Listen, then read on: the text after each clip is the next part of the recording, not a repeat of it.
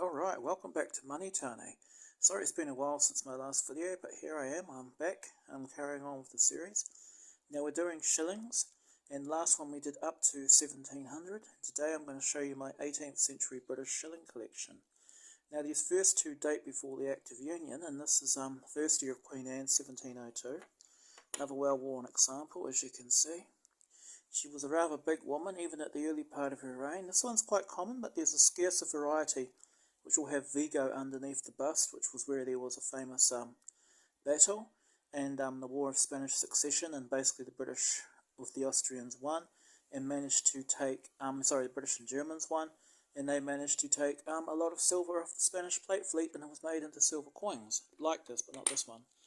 As you can see, this is 1702, and you've got basically the coats of arms of France, Ireland, and England, and Scotland here. And what happens is, in 1705, it's largely the same.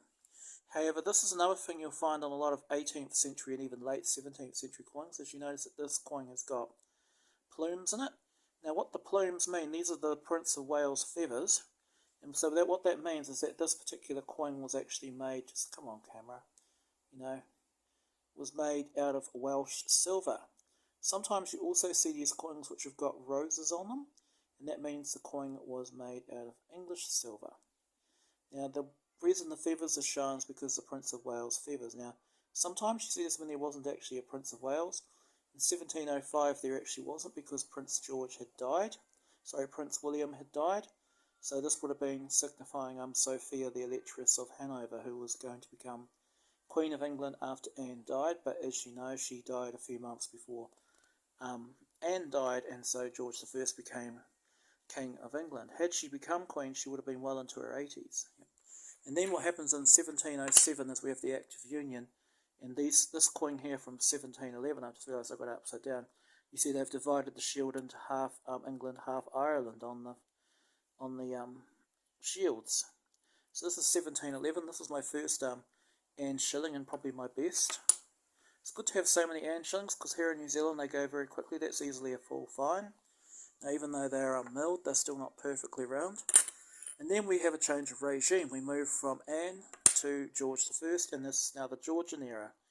One thing you notice too, remember I talked about where the silver came from. This coin here is actually a mixture of English and Welsh silver, as you can see by the roses and the plumes. It's quite a worn centre. Now this is a Hanoverian coin, and you notice that this set of arms here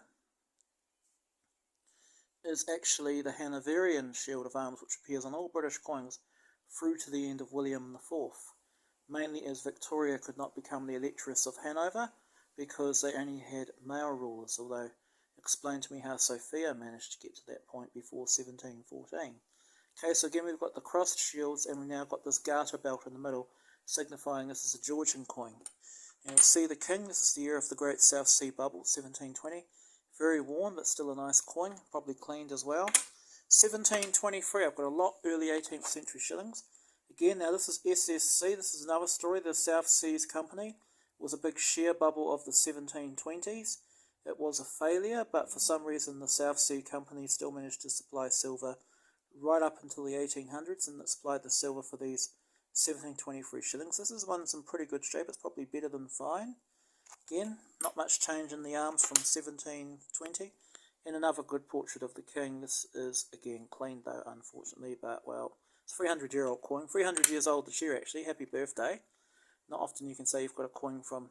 People say, oh, I've got coins from 1923 that are 100 years old, but to have one from 1723 is even more amazing. Yep.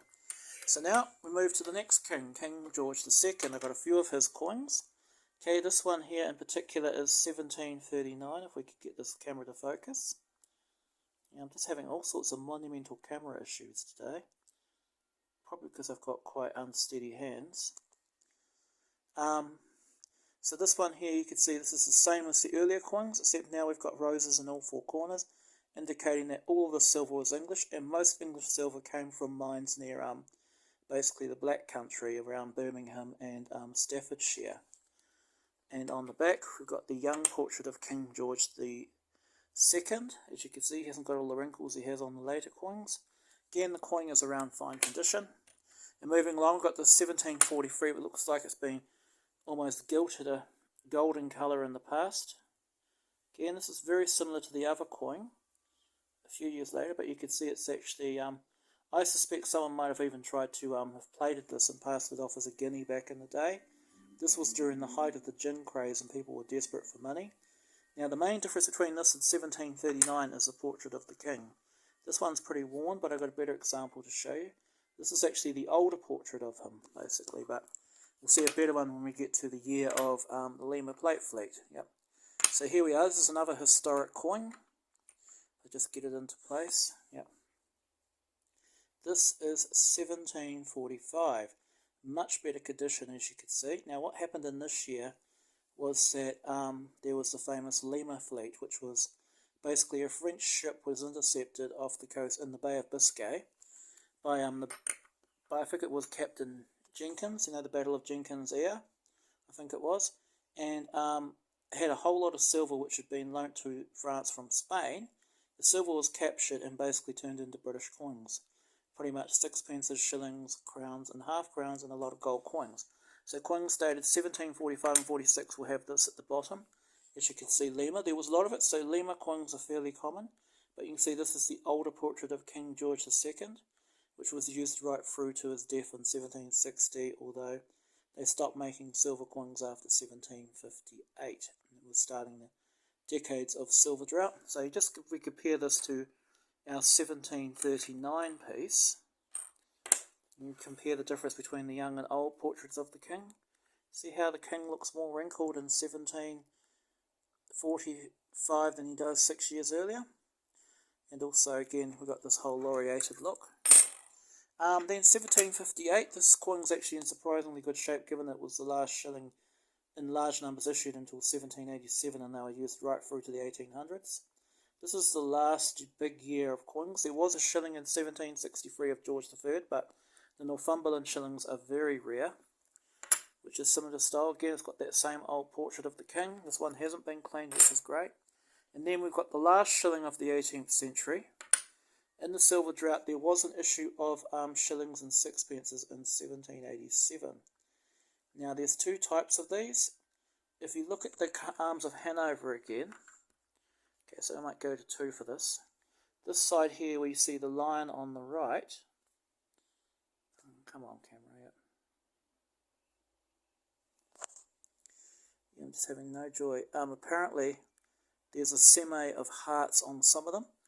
And my sixpence has got the semi of hearts. This one doesn't have it. This one's in pretty good shape. This is VF. And on the back you've got a portrait of King George III. Now this was apparently £10,000 worth of silver was actually melted and turned into shillings and sixpences in 1787.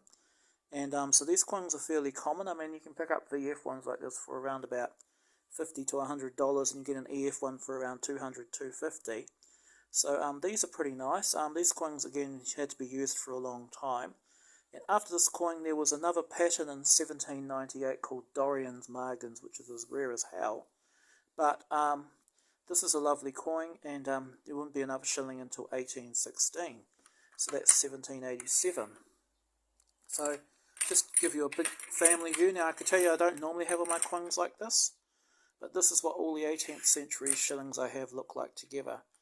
You can see there's a real mix, and they didn't really change from this cruciform shields look that you get throughout the century. Yep. Now I just want to show you 2 more coins quickly. I've got these since my last video. In the latest auction I won a grab bag of Elizabethan offcuts, and these were all reject coins from Queen Elizabeth. I got 5 coins for $200. There were 2 sixpences, a threepence and 2 shillings. And these are the 2 shillings, and as you can see I think they're great value for around about $40 each. This one here is actually not bad, and it's got a decent portrait. All my Elizabeth coins have got terrible portraits. Now it's got the barrel at the top, which indicates it's from 1592 to 1595. What's wrong with it, it's a good shield, is the fact that it's got this big massive cut going through the whole coin. And I think that's actually quite a nice coin. So that's 1592. But even older is this thing. Now this coin is worn flat. Look at that.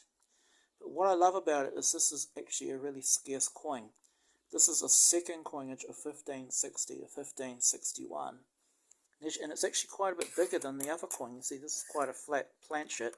It's been clipped and holed, but what I love about it is that it looks really old, and it's got an earlier style shield to this one, as you can see. So it looks more like a coin of Edward. But if you look there, you can see the mint mark. I might put it on 2 again. Yeah. The mint mark is called crosslet. Oh, sorry, it's this thing here, which indicates that it was minted between 1560 and 1561. Sorry, here it is. This is called crosslet right there. So you've got like lines going through all 4 sides of the cross. So that's why I like this coin. This is a very early coin, and there you are. So there's my 18th century shillings.